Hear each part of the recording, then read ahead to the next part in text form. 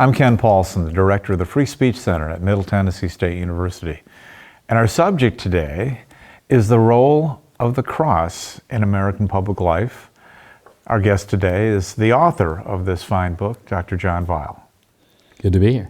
John has made many contributions to the work we do at the Free Speech Center. And Dr. Weil is an absolute scholar and expert in this intersection of democracy, American life, and the role religion plays in both. This is not your first book about this topic. Well, the first one specifically on the cross, but I came prepared, as you see. One book was actually published by MTSU, Prayer in American Public Life. Let us share this. Yeah. It's available on the website. It is, and the illustration I love. It's Uncle Sam. It was done in the 1950s, where there was a lot of portrayals of Christianity versus communism or whatever. And then a book that preceded that, The Bible in American Law and Politics, is a reference book with a couple hundred entries or better on various ways that the Bible has been interpreted in American public life. That's a lot of scholarship contained in. Well, that's the fun part. One of the things that I found about being dean is I don't have the extended periods of time sometimes that I have, but when you do an encyclopedia, you can do them sort of one entry at a time. So let's talk about the cross. And one of the things I was struck by in reading your book is the way different denominations treat the cross. Mm-hmm.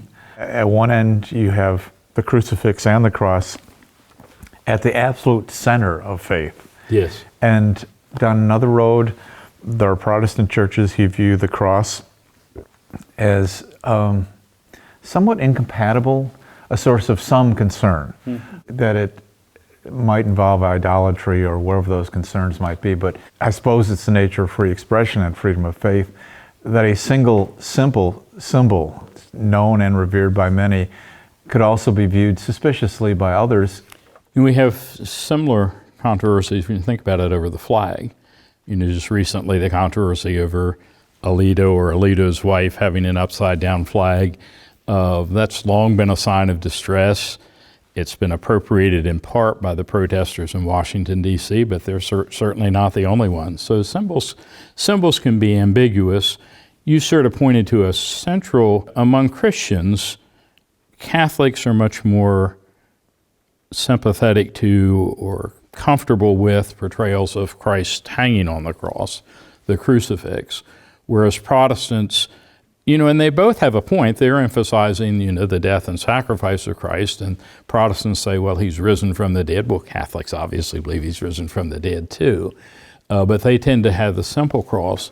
One of the fascinating aspects is, in early America particularly, the Puritans were very, very loath to use the cross. There's a wonderful story of an early, I guess, Plymouth colony or Massachusetts Bay, I'm not sure which, but one of the governors there or leaders cutting out a cross in the king's ensign that was supposed to fly. And he got sort of slapped on the wrist for it, but most of the colonists were thinking, this is right, this is going to be an object of idolatry. So there is that tension there. Jehovah's Witnesses famously, usually when we talk about the cross, we tend to talk about the Latin cross, which is, you know, the long beam is longer than the cross beam. Jehovah's Witnesses actually believe that Christ was crucified on a stake. And then your Unitarian Universalists have a symbol that's sort of an off-centered cross, or it's not quite a cross. A little bit more ambiguity, you know, particularly with those who associate the cross with the divinity of Christ. Although your research centers on American public life, obviously the cross is a universal symbol. Absolutely. And it's also an illustration of, as you alluded to, the power of a symbol to convey ideas. And what powerful ideas contained in a cross. And I suppose this implicates the First Amendment, obviously the First Amendment right of religion, but also right of free speech. Sure. To convey those ideas. In my home here in Tennessee, someone has erected a very large cross adjacent to the road and lights it up every night. And it's unmistakable. I mean, I don't know precisely what the message is, but I have a strong sense of it. And they are expressing themselves each and every night. And one of the fascinating things in the United States, now there's an FAA rule, as I understand it, that you can't have a structure over, I believe it's 200 feet, it may be 195 feet. So there are dozens of monumental crosses in the United States that are usually 195 feet or less because of that. But there seems to be an element of sort of a Christian triumphalism. We're going to really assert, but others say, no, we're just something you'd certainly be familiar with from mass media. This is a form of marketing. And there are reports, in fact, it may even be one in Tennessee. There's reports of a monumental cross where women are headed to do pole dancing or something, and they get to the cross, and they throw away their alcohol, and they have sort of a conversion experience just because of the magnitude of it. So it's pretty fascinating. So in America, in terms of First Amendment law, where Yes. are the intersections between the cross and our core freedoms under the First Amendment? Well, at least since Tinker versus Des Moines School District, and long before, the court acknowledges the right of symbolic speech. So it is a form of symbolic speech.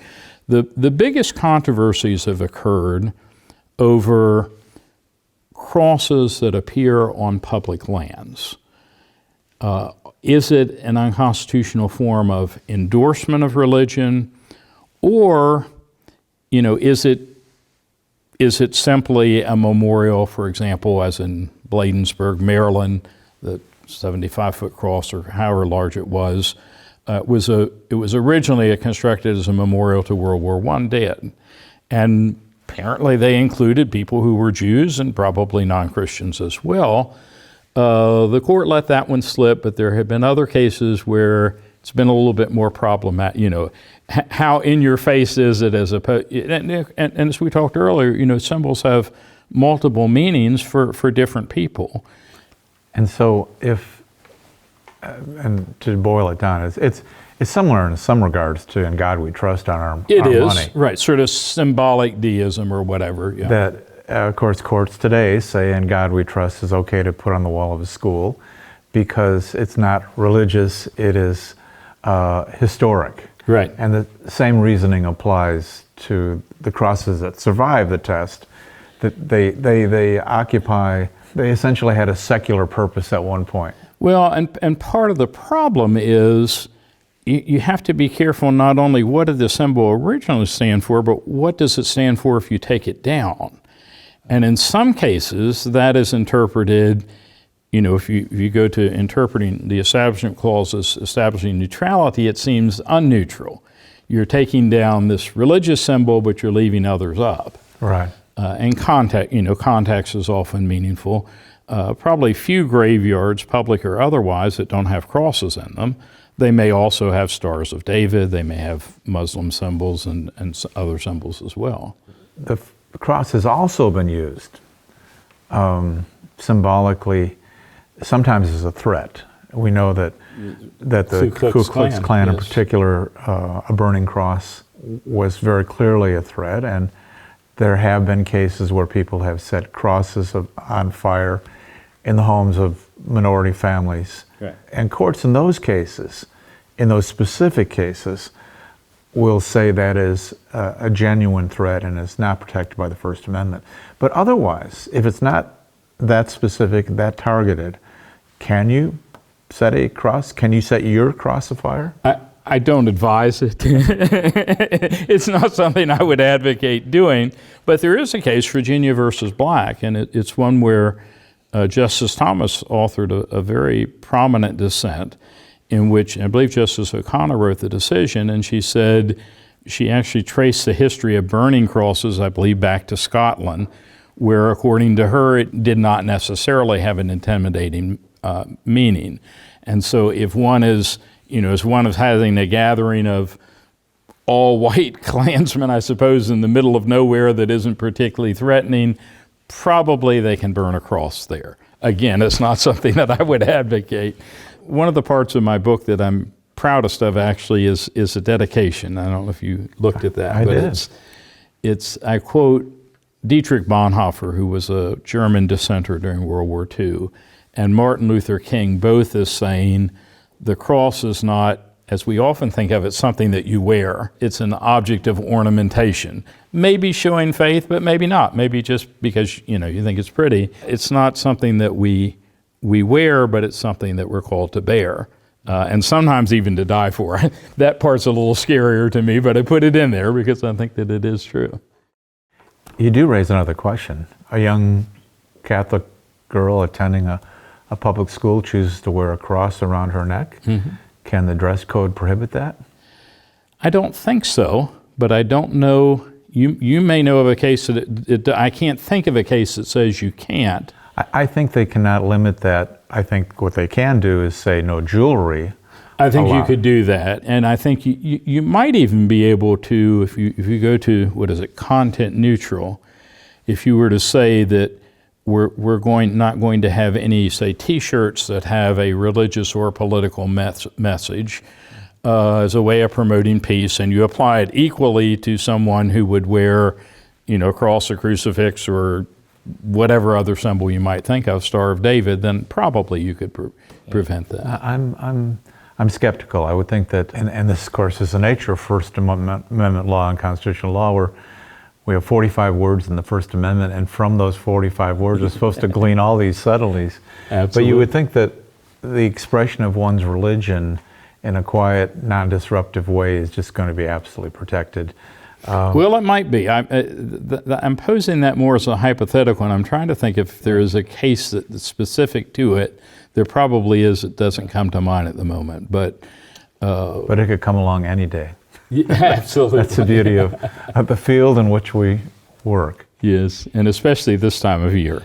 Last week of June and possibly the 1st of July they're the one times a year I would never schedule a vacation.